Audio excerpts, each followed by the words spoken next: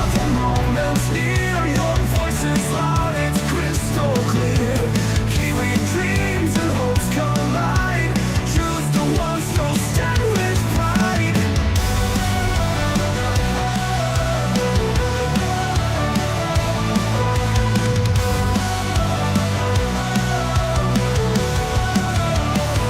It's in the ballot where we belong. Every vote builds a nation strong. Your council, your board, your mayor in line. Together we shape this land divine. The future's written in your hand. A chance to guide and take a stand. Community rising, hearts aligned. In total we shape this land divine.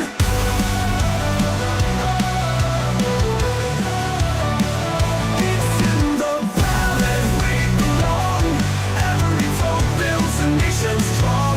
Your council, your board, your mayor in line. Together we shape this land divine. There's a fortune in your hand, a chance to guide and take a stand. Community rising, hearts aligned. In this moment, powers redefined. It's in the ballot where we belong. Every vote builds a nation strong. Your council, your board, your mayor in line. Together we shape this land divine. It's in the ballot where we belong. Every vote builds a nation strong. Your council, your board, your mayor in line. Together we shape this land divine.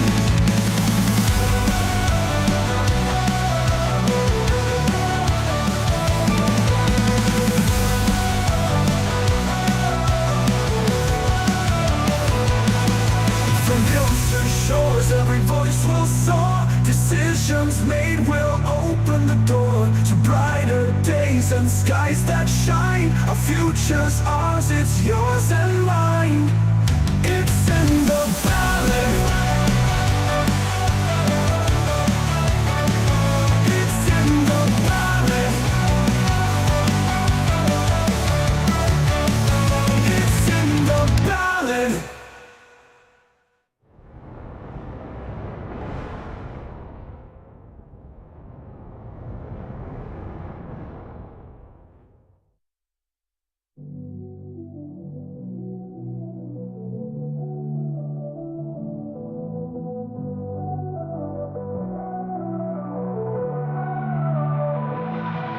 From hills to shores, every voice will soar. Decisions made will open the door to brighter days and skies that shine. Our future's ours, it's yours and mine. It's in the ballot. It's in the ballot. It's in the ballot.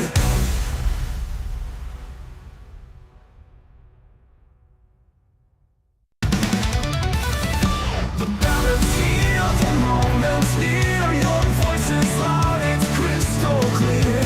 Kiwi dreams and hopes collide. Choose the ones who'll stand with pride.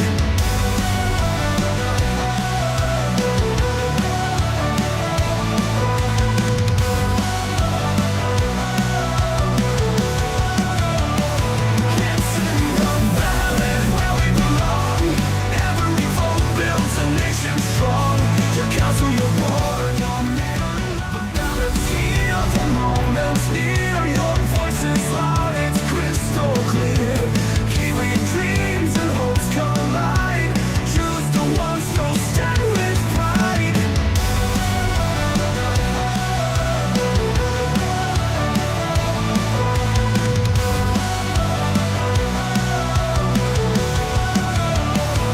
It's in the ballot where we belong. Every vote builds a nation strong. Your council, your board, your mayor in line. Together we shape this land divine. The future's written in your hand. A chance to guide and take a stand. Community rising, hearts aligned. In total we shape this land divine.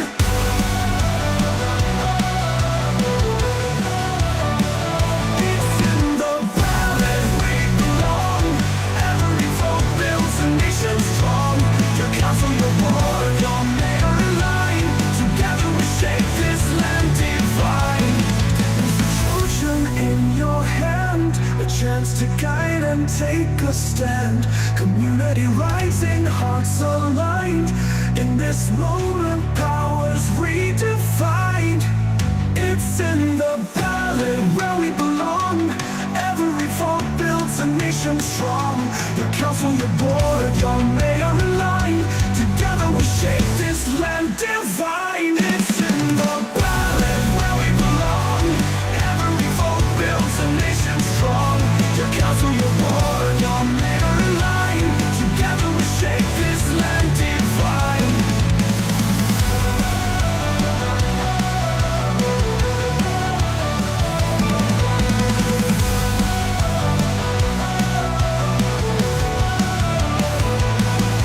From hills to shores, every voice will soar. Decisions made will open the door to brighter days and skies that shine. Our future's ours, it's yours and mine.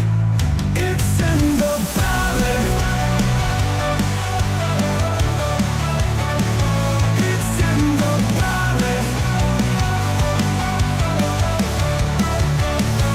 It's in the ballot.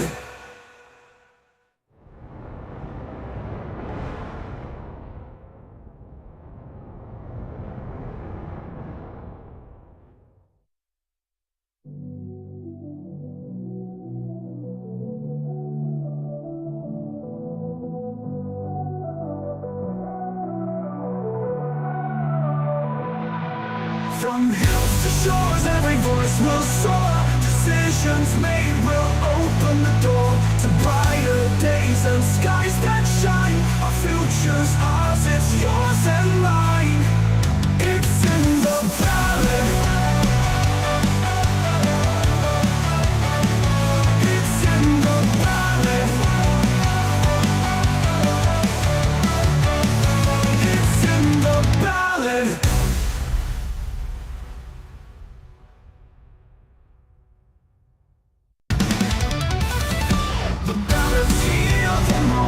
Near, your voice is loud, it's crystal clear.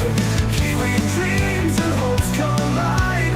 Choose the ones who'll stand with pride.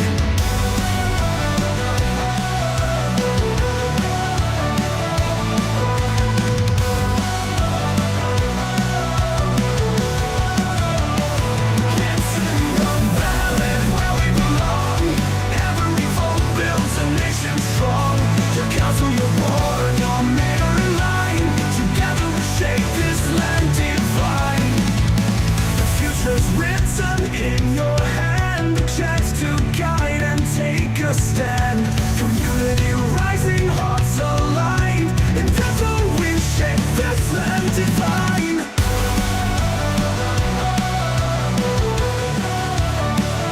It's in the ballot we belong. Every vote builds a nation strong. Your council, your board, your mayor aligned. Together we shape this land divine. There's a fortune in your hand, a chance to guide and take a stand. Community rising, hearts aligned. In this moment, powers redefined. It's in the ballot where we belong. Every vote builds a nation strong. Your council, your board, your mayor aligned.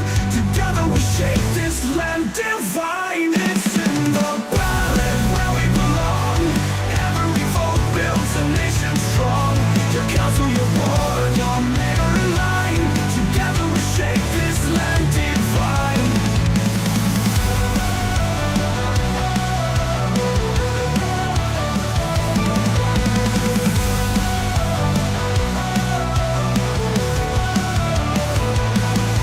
From hills to shores, every voice will soar. Decisions made will open the door to brighter days and skies that shine. Our future's ours, it's yours and mine. It's in the ballot. It's in the ballot. It's in the ballot.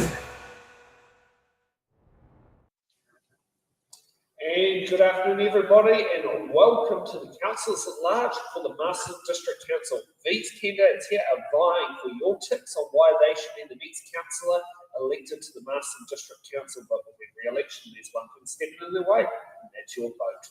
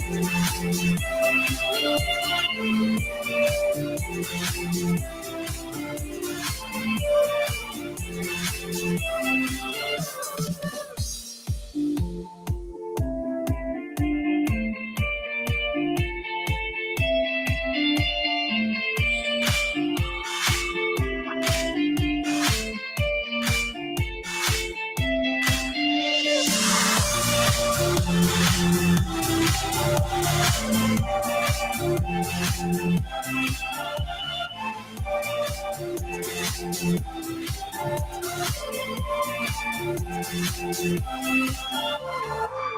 coming here live from the place that we know is famous for where golden shares happen. And it's quite interesting. We're actually in the same room, in the same venue where golden shares are done. And I believe, is it behind us is where the sharers actually do the sharing? Oh, is it over there? I think it's out this way. Oh, okay, okay. No, I was always wondering which way where the sharing actually took place. Yeah, so the stage is up over here. The sheep go out the back here, come through. We sit here in the public and go yay, yay, yay, and support. Yeah, so and look at over the years I've been to many of them in my lifetime. It's a great event for the Wairarapa and New Zealand as well, no, it's great. This place, this stadium that we're in, has just hosted. I was here like a 8-year-old doing a school dance sort of thing here, so a lot of memories for myself and a lot of people. So yeah. Yeah, no, it's amazing. You know what comes out of different little parts of New Zealand. So at least we didn't have real life Masterton. It's in the bag to sit there and put it on the map of New Zealand. Well, it's in the bag. Do you know it's in the bag was actually held here at the Regent Theatre? No, not here, but at the Regent Theatre. Yeah, so there. So I think that's on celluloid somewhere. So there we go. I'm pretty sure we can find an archive, depending how well TV's install the archive footages of that, because yes, some of them are better than others, but most, I would say, the ones that beat on is the John Hawkesbury, unfortunately, because that was so short. But yeah, there are some good old Selwyn Toogood and Heather Eccleston days, and then there's the Tenika Kapushia days. Oh gosh, you know a lot. Oh, I know. Well, Takes me back. Right. Yeah, no, it was interesting the bits that went around. That is thanks for that, Laura. Sorry, Mike's not on. It's interesting. The fact behind that was Heather did no television before doing It's in the Bag, and she was stumped why she got the job. Sure. Yeah, and someone said, "Well, you're the right person for the right job. Take it into television." Well, there we go. Yeah. There we go. Oh, well, now finish off with our history lesson. Let's get off to our candidates. Tony, would you like to give your 1-minute opening statement on why you should receive one of the Councillor at Large ticks? Yeah, thanks, Hayden. Good to see you here as well, and too. You too. And everyone that's watching in and the crew. Look, I'm Tony Hargood, born and bred in Masterton. I think people pretty much know my background and the Hargood family here. Obviously the CEO of Wairarapa Bush Rugby Union for about 11 years. Look, I'm standing for election because Masterton's a great place, the Wairarapa's a great place. There's lots of wonderful, talented people here. I'm also advocating for some really long-term strategies. I'm going to touch on it during the course of the show, but the pre-election report actually worries me. It's forecasting $100 million worth of debt in 2029. We can't leave that sort of debt unchallenged, and I think it's important that we've got another generation coming through, we've got to make sure that we provide them with hope and fantastic infrastructure and opportunities. So I have a tremendous focus on the strategy, the long term, and what we leave our kids to inherit. Yes. Sorry, I don't normally run halfway across the set during filming, but sometimes that needs to happen. Hayden, you're up next. Oh, thank you.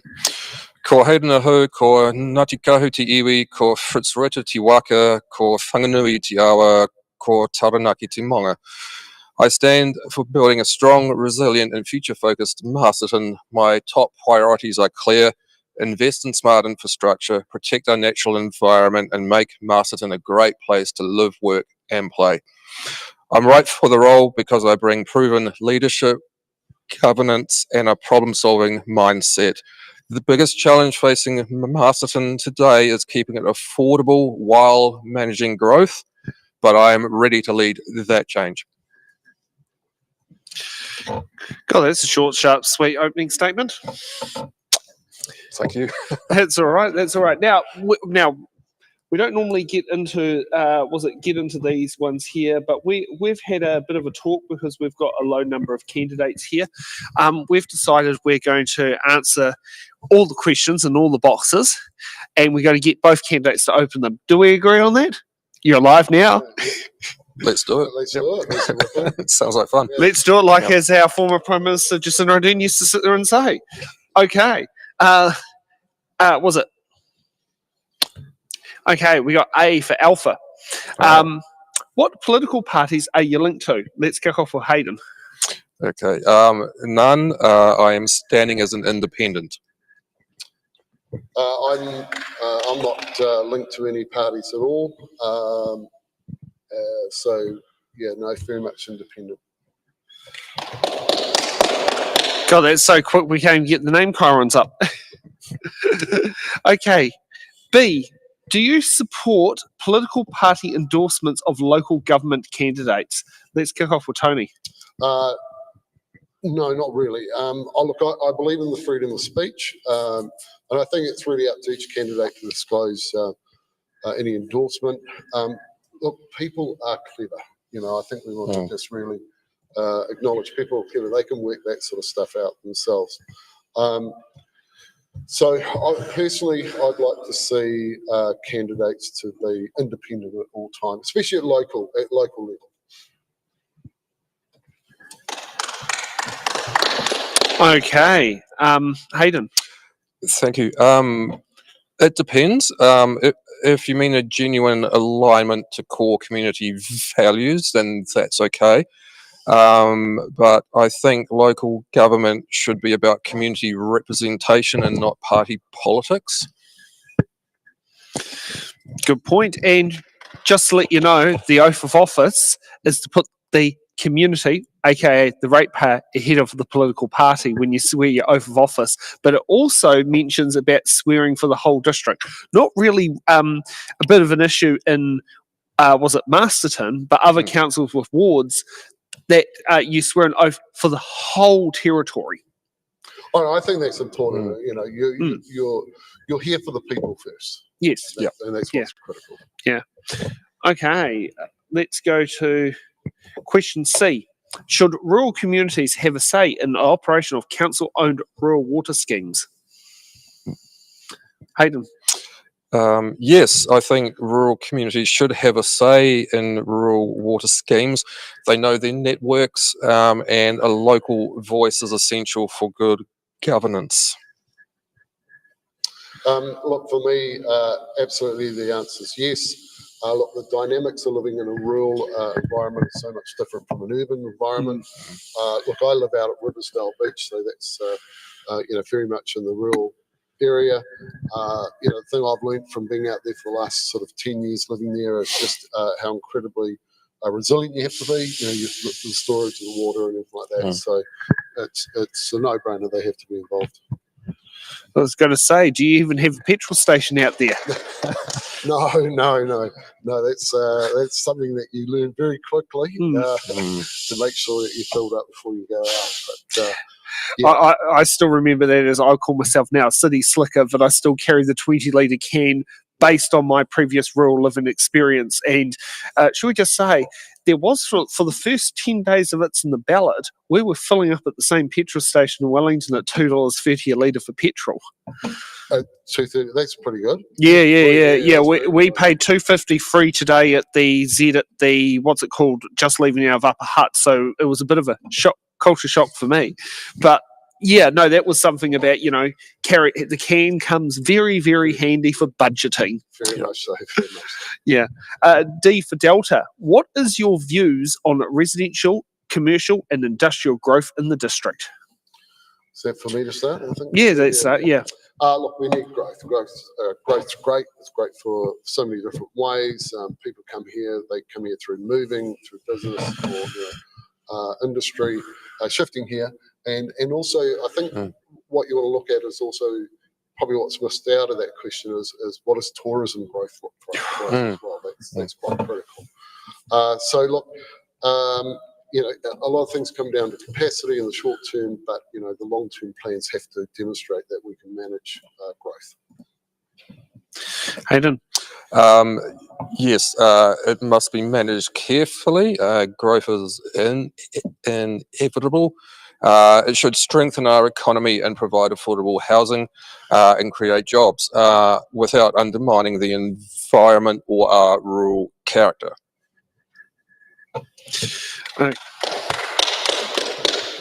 Okay, let's get on to E for Echo. Do you think council is doing enough to maintain Masterton's rural roads? Hayden? I'd say generally no, they're not, but they are the lifeline for our farmers and our communities. I think they need to be maintained to a higher grade with proper investment for resilience and safety. Tony? Yeah, look, as I said, I live at Riversdale, so travelling into town quite a bit, and also the people go through to Castle Point. Can I just tell a little story? I know we're allowed to take a minute, but just as a kid growing up going to Castle Point, my parents had a backyard there. From the Riversdale turn-off right through to Castle Point, it was all gravel road. So as a kid, to be able to drive on tar seal roads now, it's quite amazing. But we're seeing a lot of trucks and we're seeing a lot of logging, and as we've got this forestation going on for the green energy programs and all that. So what I read and talking to councillors is that we're always underspending on what we're doing there. So it's a key thing, and if you're going to have growth, which we want, you're going to have investment in roads. Okay, let's get for F for Foxtrot. There has been national media coverage about candidates' behaviour towards others. What personal values make you a suitable councillor? Tony? Well, look, first thing on this, being a CEO, or former CEO, should I say, dealing with public facing, you become sort of resilient, a bit of a thick skin to it. But I think the issue here is when councillors are attacking councillors, and to me, that's not good. It's ridiculous in my book. I think it also reflects on the person that's dealing with it, because we're entrusted to be, sensible, human, common people with some good values. So, look, I just think is that a council that works together will achieve so much more. A dysfunctional council will not achieve anything. So I'm all for positive representation at all times and respect. And Hayden? I stand for respect, accountability and service. My values are integrity, fairness and hard work. I won't make things personal, but I will focus on the outcomes for the community. Okay. Now, what's a better reference for G? G for, I think Gordon might be the better word. The government and the Taxpayers Union have accused councils of irresponsible spending with large rates increases. What is your view, Hayden? Okay, so large rate increases are a challenge, but I do not accept the blanket accusation of irresponsible spending. Many costs are driven by central government mandates, inflation, and underinvestment in the past. What matters now is tightening governance so money is spent wisely. And Tony? Yeah, look, I think we've got to just actually differentiate the two organisations here from that comment. So you've got a taxpayers union, which is a social business that's making commentary, and you've got central government, which are actually making decisions, comments of things they can actually affect through legislation and all those different sorts of things. So this taxpayers union is just as good as the Salvation Army that puts out a report every year and like that. So I think we need to just put those into two brackets. I think the key thing here I'd prefer to focus on is the government. I think that if the government wants to make blank statements, they need to back that up. I think that's really important. And just remember, the local government, central government has to work together. You know, they need to work together. So I think if one party's accusing the other party, you're going to get a whole lot of good stuff going on. So, yeah, back it up with some good data, and I think, you know, that's where you can have the conversation. Okay, let's get for H for Hammer. Yeah, okay, we'll go for Hammer. I was trying to find a local name. You go Hargood or yeah. Hargood, H for Hargood. Oh, yeah. I just realised Holdsworth. Is that ambush marketing? I think that might be. Yeah, I was going to say the other one I remember was Holdsworth, because I think you access Mount Holdsworth from here. Or you go H for Hayden as well. H for Hayden. True. Oh, yes, but yes, share the name with the brother, except you've got an E where my brother doesn't. Yeah. Okay, do you support central government introducing rate caps on local authorities? Why or why not? Tony? No. And there's a couple of reasons. Well, major reason is if you put a cap in, you actually stifle growth and entrepreneurial sort of decision making. All right. And I think it really comes down to the councils about actually managing and understanding what they're actually spending their money on. So, you know, by putting a cap on, they're basically saying we don't trust you. And really, that's not very good for the community. Look, and you know, I'm just going to mention you in the previous one. You talked about Birmingham City going bankrupt from the cap. That is true. I actually looked at that and read a lot about that. So there is a case study. Well, it's more than a case study that capping can actually have disastrous effects. So, Hayden. In short, no, but let's be clear. This is an income cap. It'll lead to a reduced level of service and increased charges and fees.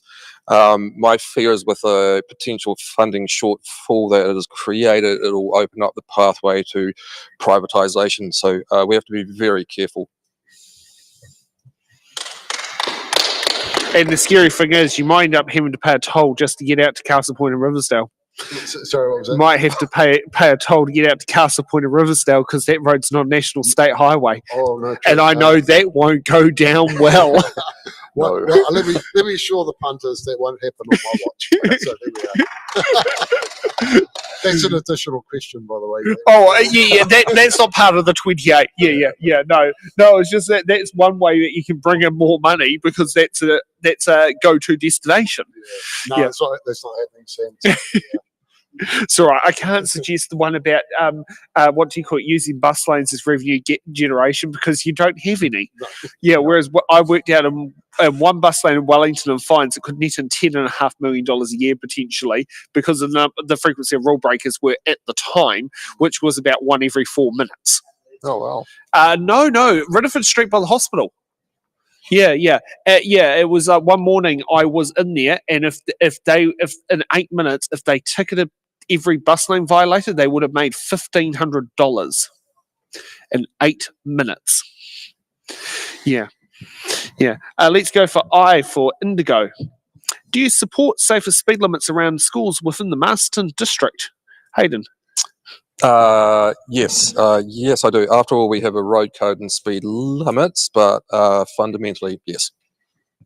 And Tony. Short answer here is yes, very much so. This is our young people. You don't want to be that person that something happens here. So look, it's a very simple yes from me. I also have, unfortunately, as a young person, experienced someone having a deadly accident around for a young kid on the road. It's for me, it's very easy. And for those who are wondering, at 30 kilometres now, a child has a 90% rate of surviving, which is way higher than what it will be at 50, which it's At 30, they have a 70% chance of surviving, this is 30. and at 50, they have a 30% chance of surviving. So yeah, they have a 40% increase in chance of surviving by that 20 kilometre differential. The family that lost their child, who were very close to us, to see what happened there, it's just it's safe around our kids, around our schools. End of subject. It's just Don't need to be speed traps. Okay, we got J for Juggernaut. Okay, spending must stay within budget without increasing rates. What services or luxuries would you cut back? Hayden. Naturally, but that's a loaded question. Yes, I think there's still room for nice to haves, but cutting luxuries, that'll be a real blow to the community. And I'm not in favour of blanket cuts. So if it came to it, we'd have to explore and look at all of our costs. Yep. And Tony. Yeah, I think the first thing is the question's got to be what is a luxury? What is a luxury? So look, putting a pipe in the ground is not a luxury. That's some of those cool things. Look, I want to go back to my opening gambit where I said, look, we've got a pre-election report that's saying our debt is going over 100 million plus. Our rates are going from 45 million to 60 million. So the question is, we need to understand that before we even start talking about luxuries. Because if you're going to have $100 million worth of debt, and the interest for that 2029 is $6 million, which is phenomenal, you'll be cutting a lot of luxuries because you can't afford anything. So a lot of questions around that area. And if we want to be cheeky here, but it won't go down well in a different aspect, I'd like to sit there and cut a luxury of paying my rent. And I can probably say, not sure if homeowners or that, but not paying the mortgage and not paying the rates bill. I mean, that's a nice budget line item to remove, but it's not a nice to have. Yeah, I don't know what your thoughts are, Hayden, but I think that the question is, and I can only talk about Masterton here, is that we've got rates increasing, and I think one of the things I really want to dispel is this matter where they say, oh, we've kept rates at 7% or 5% or 3%. That's fine, that's in 1 year. But next year, if you do 3% or 5% again, it's all accumulative. There's that cost pressure. Yeah, it's all accumulative.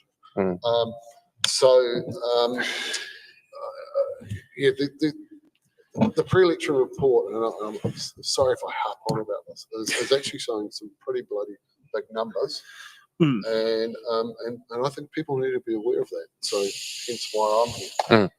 Definitely. Do you want to add to that?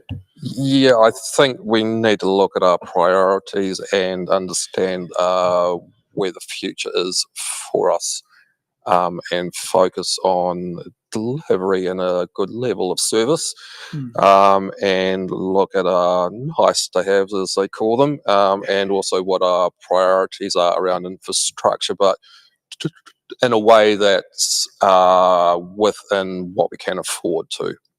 Mm. Okay, let's go for K for kilogram. How would you use deliberative democracy to ensure residents can directly contribute to the challenges facing our urban and rural communities? Tony. Well, I looked at this. I believe in democracy. I'm a great believer in democracy. Deliberate democracy sort of opens it up a bit further and takes a different path. I don't have a view on this. What I do believe is if I'm elected and I'm sitting around the table, I want to make sure how we consult and how we communicate is the priority for me. If we want to put a label on it, fine. It's going to be a bit of a learn on how do we take a 600-page council paper and tell people the 2 or 3 important points. So, and then you can have that conversation. Hayden. I support methods like citizens' assemblies, community panels, and targeted engagement. These tools let residents, urban and rural, directly shape and influence solutions to complex issues. Okay, we got L for Lima. Do you think the Māori wards, such as Whaka Ori Ori Masterton Māori ward, strengthens democracy? Why or why not? Hayden. In essence, yes, Maori wards strengthen democracy. When we're talking about 1/5 of our population, it ensures representation that has historically been missing, and as a council, we should reflect all people. Tony. Yeah, so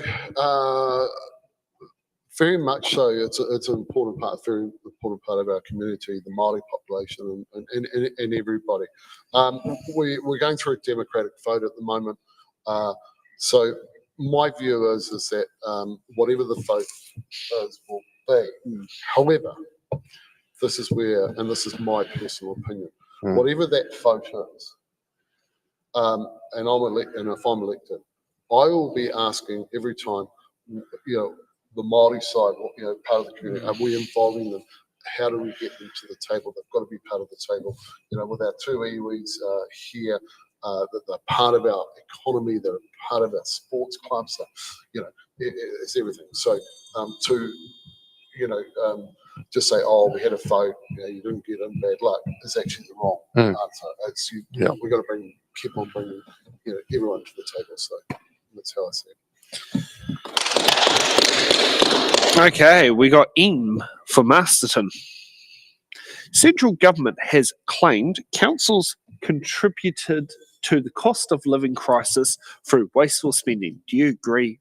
Why or why not? Tony. Well, let's take this from a personal experience. So, good old central government again. Look, I was on the Fair Pay Agreement working committee, and in that we had the unions around the table, Business New Zealand, myself, and some academics, and Sir Jim Bolger. It was great. One of the things that was really interesting was we said, look, let's pay everyone the living wage. And I came in and I said, well, that's great. Let's pay everyone the living wage. That's easy. What would be the change in the interest rates to wipe out or negate anything? And it was only 1% of increase in interest rates wiped out any benefits from the increase of living wage. So I think what I come back to is that central government has a big impact on your local government. So, councils, everyone contributes to the cost of living. Hayden. Councils aren't the cause of the cost of living crisis. Wasteful spending should be addressed, but the crisis is driven mainly by national and global factors. We, as a council, and I will focus on the essentials, but also community welfare too.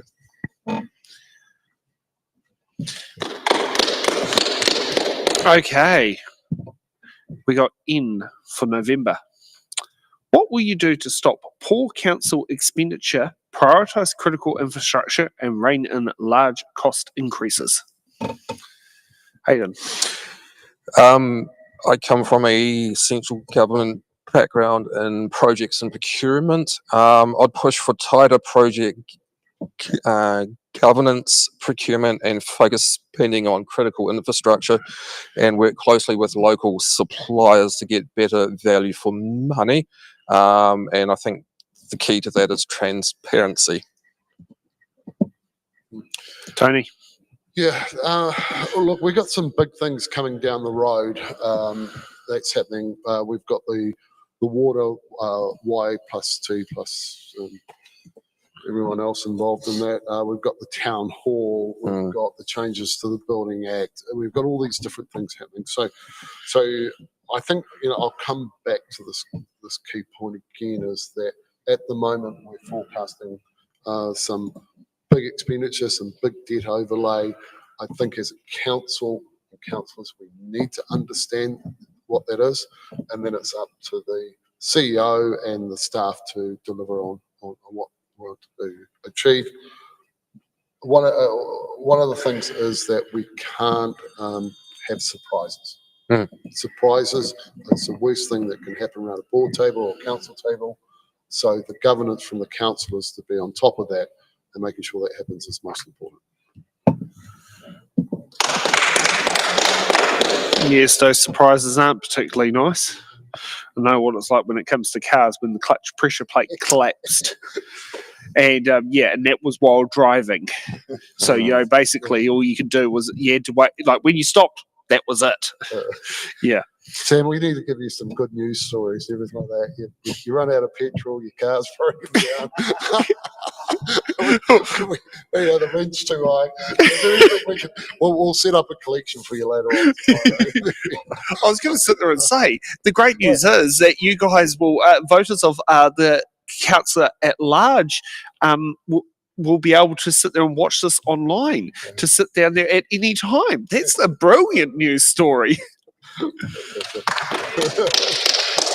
Yeah, brilliant. What's another good brilliant news story? If Masterton sold the winning lotto ticket? Yes, it has. It won the 33 million. Oh, yes, It did, I think. And, it has. and two of my family members have been significant winners of the lotto too. So there we go.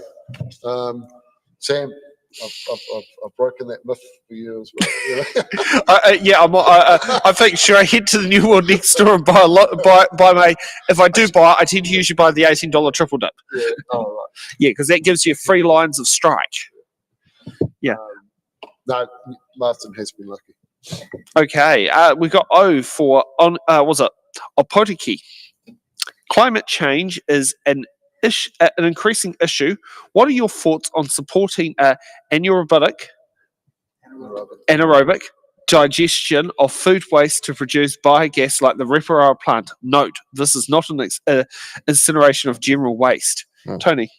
Look, I love the science and science solving problems. I don't know too much about this Reparara situation or the plant. Sounds exciting, sounds an opportunity. Whether we can afford it, whether we should do it, I don't know. But look, science can actually achieve a lot for us. So that's just, I need to learn more about it.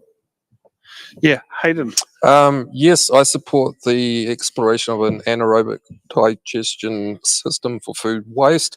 I think this is the innovation that, for example, we could be seeking. It could help reduce waste to landfill, create renewable energy, and support our climate change initiatives. Okay, we got P for Paitua.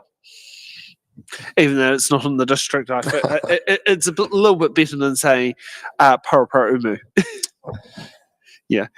Masterton is set to grow but major challenges remain. What do you see as the most pressing challenges, and how would you address them in order of priority? Hayden. Through our long-term plan, we need to investigate and put more strategy around infrastructure and resilience, including water, roads, and housing.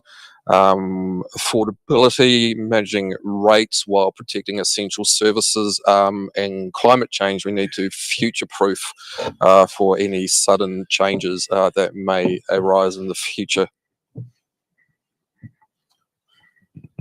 Yeah, look, it sounds like a really big question, but the answer is actually, in my view, quite simple, which is, growth is great. It's good. We should be encouraging it. Look, we just have got to make sure our long-term strategic plans are sound. We reference back to them, and we have clear what-if plans in there.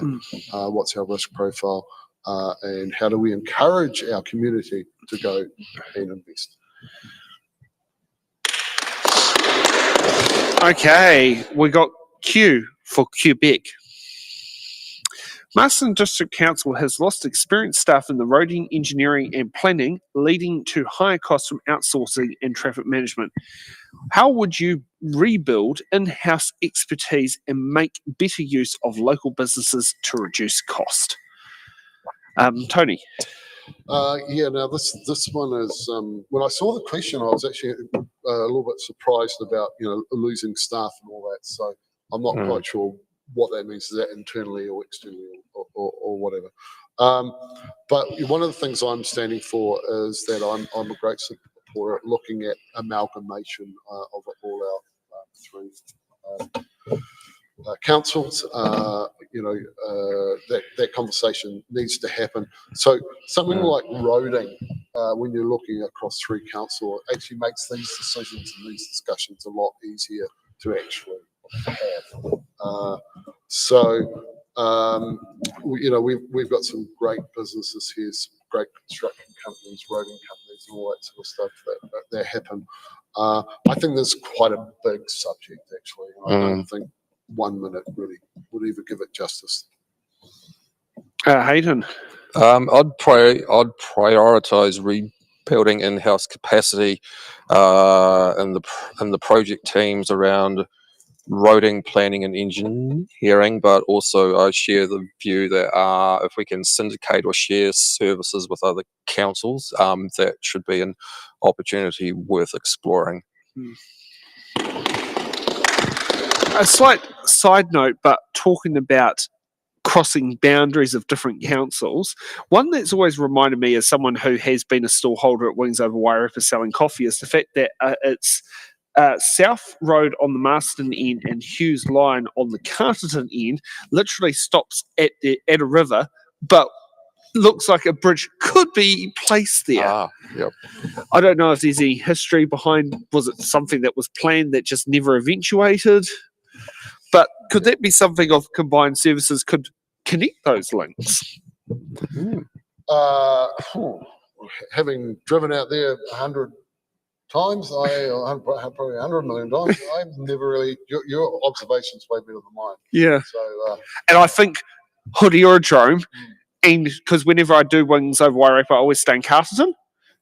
Yeah. And that was something that's like, it'd be nice if you can get this road and we can bypass all the traffic trying to turn right into Solway Crescent and into the South Belt and try to get around there.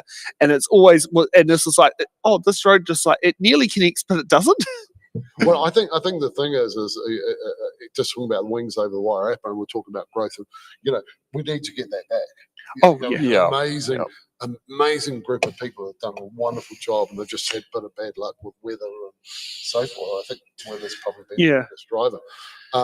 So we've got to actually get that back, and if we get that back, then we can solve your could put a Bailey Bridge and charge a toll on it. Sorry, I'm not the biggest supporter of toll roads, but I do somehow pay for. I'm happy to pay the tolls when I use them. We got R for Romeo. Tactical paving tiles for visually impaired pedestrians are limited in Masterton. Do you see installing more of these as a core council responsibility or a nice to have? Hayden. Yes, installing tactile paving for the visually impaired is a core council service. Accessibility isn't a luxury, it's inclusion, and it should not be a question. When I read this question, because we got these sent out on pre. I know, I was the one who sent them. I actually made me sit up and look, because it just sort of reminded me of all the different people in your community, and I'd never really thought about it. So I think from the previous show, I think the correct thing was, let's go talk to the people. Isn't the best thing. But it was a really good reminder that we represent so many different people with so many different issues or or things they have to contend with. Yeah, and that question was from a supporter of the show, Kyle Little, who's a blind advisory person for Wellington City Council. But he said, chuck it in every single one of your council shows. The community needs to know where they stand. Oh, I thought, it was really, it really got me. Yeah. Okay, we got S for Sam. Be me. I thought that was and another. Is it nice to have or a core responsibility? Cycleways are developing across the Masterton district. Do you consider them as core council responsibility or a nice to have? Tony? I actually, I'll put this in the both category here. As I think they are good to have, I think, especially off-roading and so forth. And it's important that we get people active. I like sport, 30 years professional sport. Of course, anything that gets a person out of a car running around or anything like that. So it's going to have my support. Where the traffic and the cyclists meet, I think that's quite a big challenge how you do that. But anything off-roading or anything that's getting kids, all of us walking, riding, cycling, I'm in for it. And definitely, I think the key is keeping active. In that sense, cycleways are core.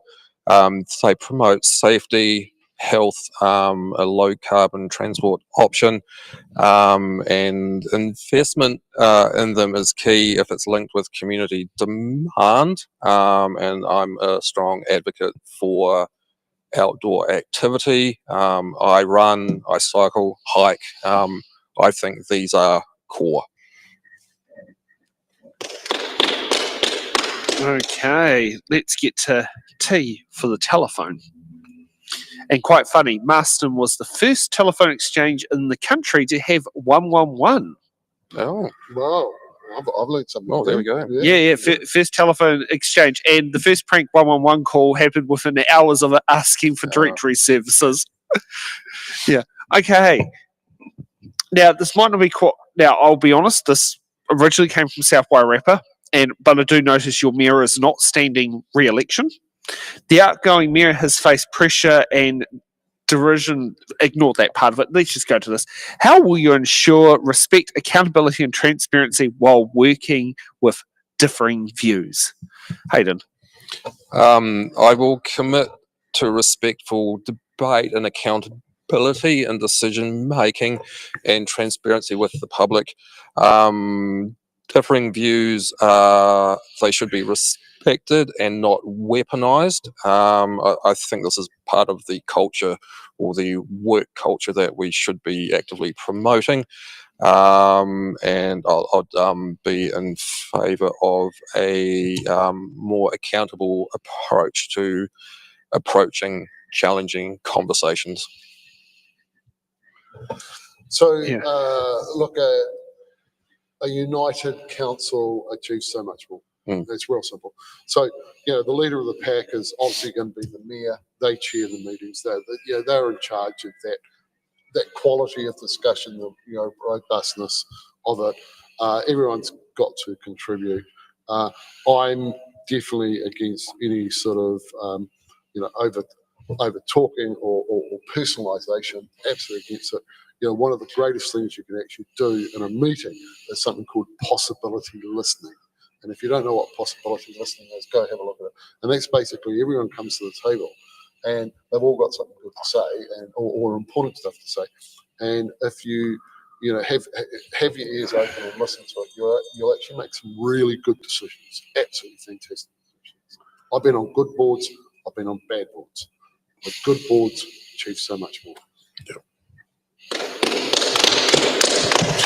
Okay. We got you for Yudawera. What is your approach to handling controversial or complex issues? Tony. Well, first thing on this one, I actually enjoy them. I actually enjoy them. Sound like you're a problem solver. I enjoy them, and I think people who know me personally, understand my background and know that. So, look, the key thing is it's like a fraction. Break it down to the lowest denomination, get to what it's all about, and then start working on that through. I mentioned earlier on. The council papers can be up to 600 pages long. Now, that's important for council and all like that, but and in there is a lot of words and a lot of graphs. How do we get that down to a very simple discussion document which we can communicate out? You've got to make sure always you're asking the right questions and looking for the best result. And Hayden. In this example, I listen first, engage openly, and focus on the facts. Controversial issues are required. It's good for a challenge, but I also weigh up evidence and fairness, and not knee-jerk reactions.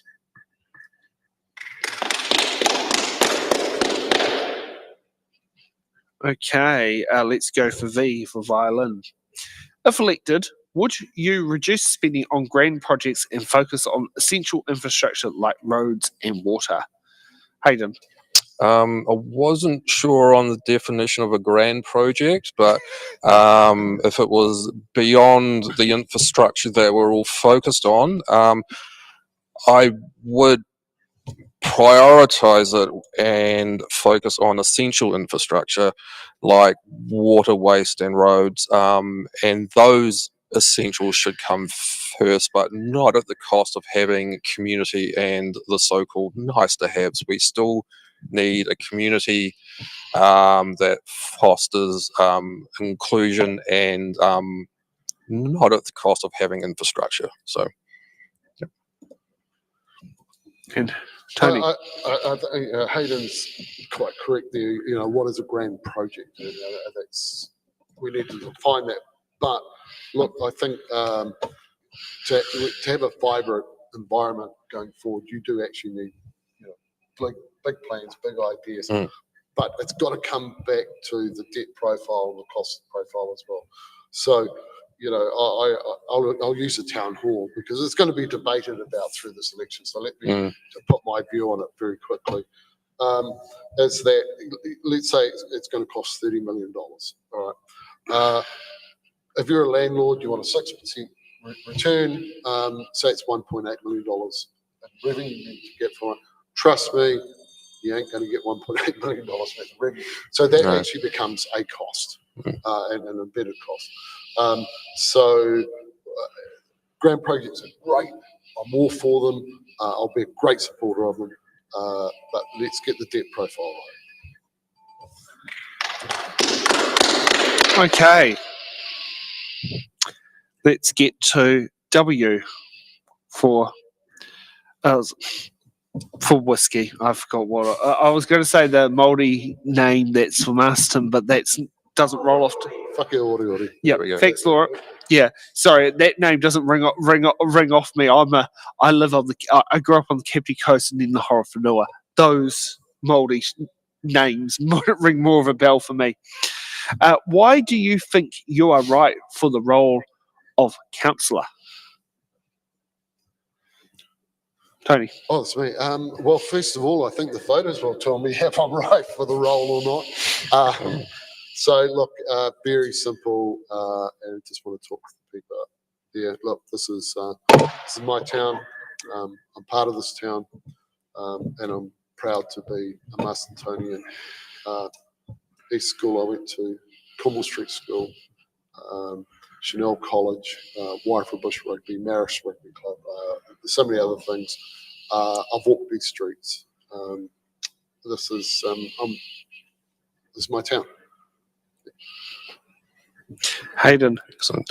I bring energy, vision, and practical expertise. I know how to deliver projects, manage costs, and hold systems accountable. Most importantly, I'm driven by a sense of service to the people of Masterton. So, thanks. Okay, we got X for X-ray.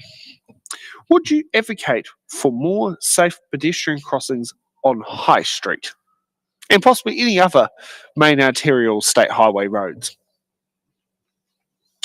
Is that? Hayden. In short, yes, I would advocate for more safer crossings. Safety and accessibility is a key before traffic. Yeah, there we are. Tony. Well, I sort of went one step further. Actually, I'd actually, excuse me, advocate for a lot of things for High Street because it's our main trunk line, and more importantly, it's actually our gateway to Masterton. You know, we come down from Opaki, we've got the beautiful roundabout, and the stadiums that are here and all that sort of stuff. High Street's just a long drag. We've done some great work with roundabouts at the top end like that. So I think High Street could have a project in its own about what needs to happen there. Yeah. We got Y for Yankee. Auckland Council. Oh. Sorry from our audience for clapping. Why for what? I call you a Kiwi because you're a naturalised New Zealand citizen, Nick. I think like every person standing in this room would be. So, yeah, Did you say Yankee? Yeah, Oh, right. because under the phonetic alphabet, it is. that is what Y is. It is actually. Yeah. Okay. Auckland Council now removes recycling bins from households that contaminate recycling with general waste. Should Masterton consider doing the same thing? Hayden. I've thought about this one. I think education comes first. Punitive removal of rubbish bins could punish families unfairly, but I'd support better education and feedback and investment in processing infrastructure and not blanket penalties. Tony. Oh, I thought it was actually quite a blunt instrument.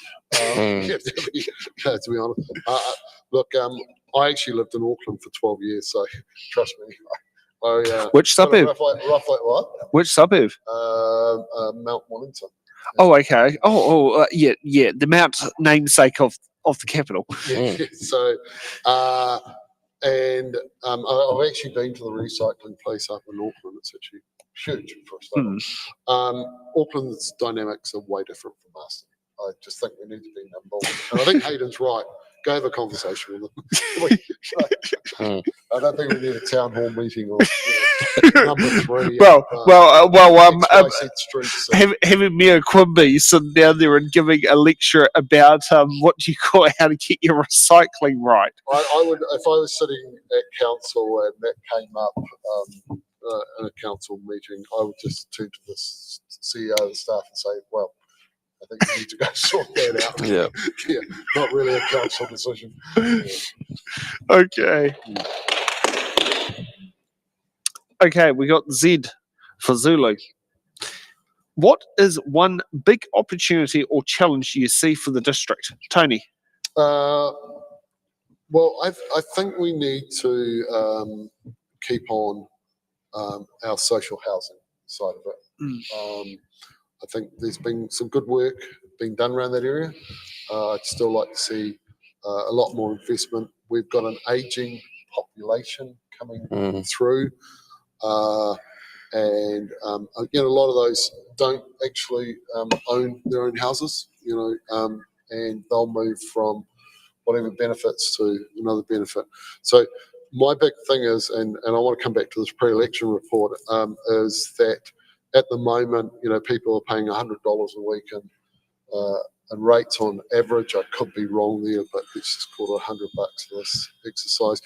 By 2029, that's going to look like 120, 150. So this is a real issue for us. All the reports, even in the WYT, it actually said we've got an aging population. So let's focus on that, mate. Hayden. Oh, there are so many. I think the biggest opportunity is positioning Masterton as a hub for outdoor recreation and locally made products. The biggest challenge is balancing growth with affordability and our environmental protections. Okay, let's get for A, for where Trump and Putin should go to, Autocratics Anonymous.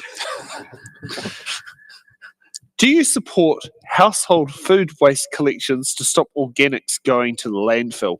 Tony? I'm not an expert on the data or the information in there. Do you know what? In the original rules, you're allowed to defer, weren't you? Yes. Yeah, I'm going to use my defer card. To which one of the candidates who couldn't participate today?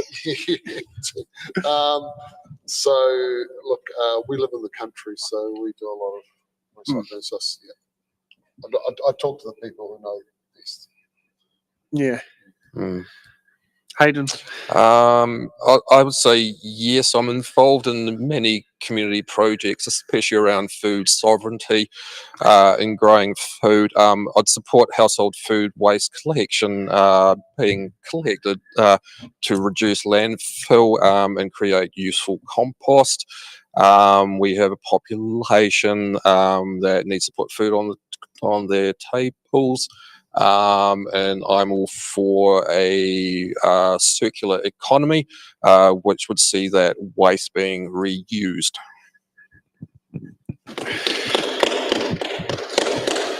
Okay. And the last of the box questions, AB for Alpha Bravo. What is your biggest priority for the next term, and how do you intend on delivering it? Hayden? Okay, my biggest priority is strengthening infrastructure while keeping rates under control. I'll do this by focusing on the essentials, demanding accountability, and using local expertise to deliver smarter. And Tony? Look, I'm just going to come back to this debt situation. So, based on the pre-election report, it's saying in 2034, debt's going down to $24 million. Sounds exciting. Sounds bloody good. But reality is part of that is that debt's being moved over to here somewhere, and we've got this debt with the waterworks and all that, so forth like that. So the thing that we're going to have to deliver on as a council is actually to be really good governors of that transfer of assets and making sure it delivers back. So very much the first couple of years, I'll be really focused on honing in on that. There'll be other skill sets around the table who can work on some of these other, bring some really good stuff there. And of course, I'm very clear about my investment in sport, recreation, art, tourism. Okay. Shall we get ready for hard-hitting questions? No, you'll have to use the actual computer. It's funny just watching.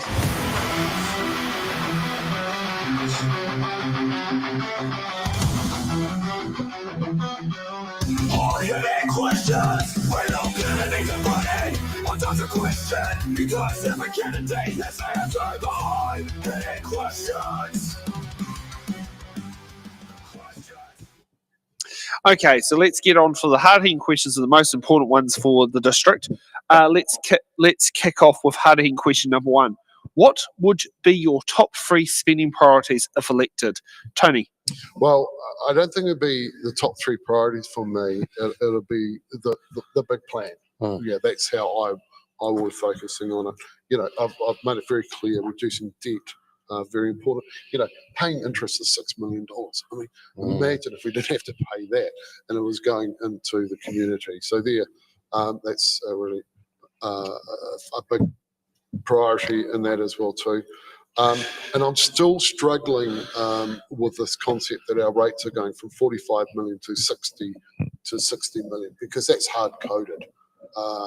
And you know, there's nothing wrong with a bit of debt going into projects that are economically sound, that helps and commits and encourages growth. So I think there's a lot of governance. That's my biggest priority. And governance manages spending, doesn't it? Yeah, set policies out. Hayden? I think in supporting the chief executive in his or her role, the top 3 spending priorities would be, if elected, core infrastructure, water, roads and waste, water, climate resilience and flood protection, and of course community facilities that support a place where we can all live, work and play.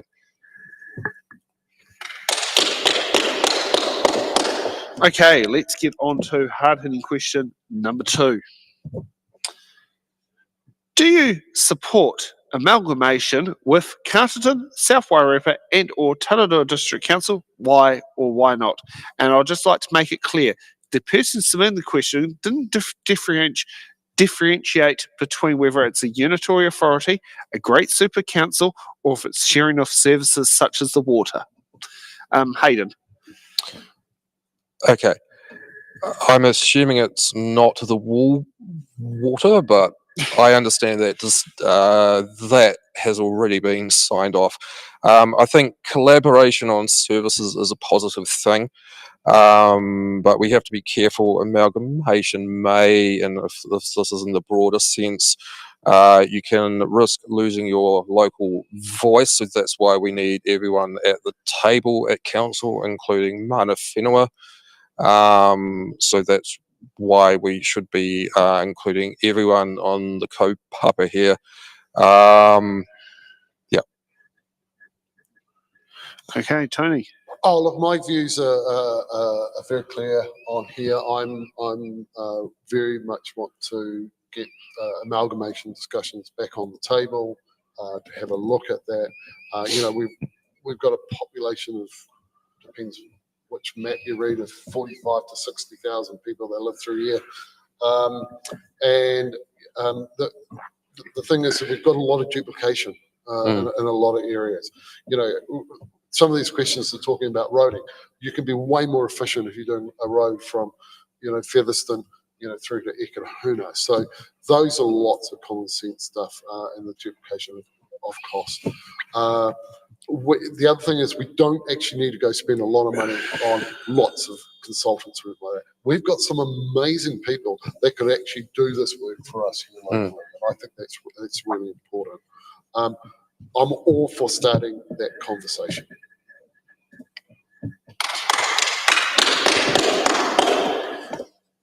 Okay, let's get on to hard-hitting question number 3. God, this feels like quick when there's 2 candidates. What is your position on retaining the Whakaoriori Masterton Māori Ward for Masterton District Council and the Te Upoko I Te Ika a Maui Māori constituency for Greater Wellington Regional Council, and why? Tony? Oh, look, I think I've sort of discussed that earlier before. I think let's look down the track. Everyone needs to be involved. Democracy might not get us here at this very point in time what we want, but I think any council that comes in will be making sure that they're at the table, and it's as simple as that. And I will be making sure that happens. So that's my personal view. Yeah. Hayden? I support retaining it. It would strengthen democracy and ensure Maori perspectives are part of the decision-making process, especially when it comes to issues around sustainability and environmental protections.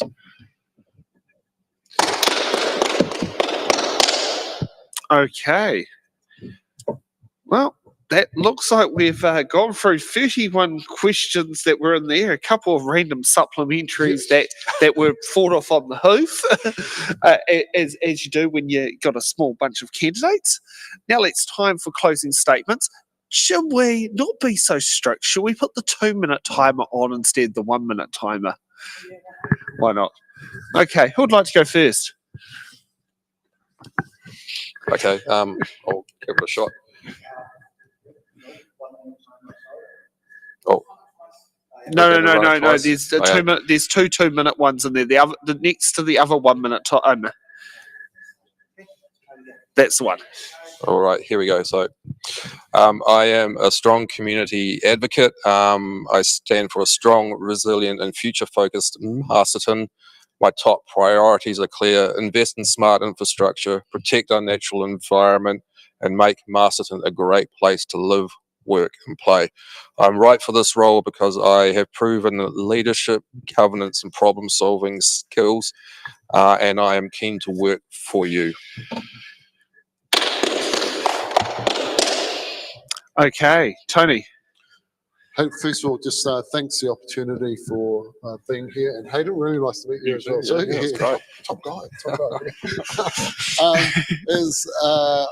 I want to be really clear about something here. I think the most important vote that Masterton District Council, ratepayers and everyone is actually voting for who you want to be mayor. Because that mayor is actually going to lead this community for the next 3 years. So that's really important. We've got 4 great candidates. I'm definitely not going to endorse any of them because they're all sort of friends of mine in some capacity. But I think that's the first most important vote to go forward. The second one is that we need to make sure that we vote for councillors who are going to be really community focused and really drive on it as. We've got some big divisions at the moment around the town hall and the water and all that sort of stuff. So just remember, they're decisions that have been made by the previous council, okay? They're decisions. The new incoming council with the new mayor has the opportunity to create their own legacy, So, I'd like to be part of it, but I also know that it's all in your hands. So, what's best for the Wairarapa, whatever it is, I'll support that. Who's ever got elected, I'll support them.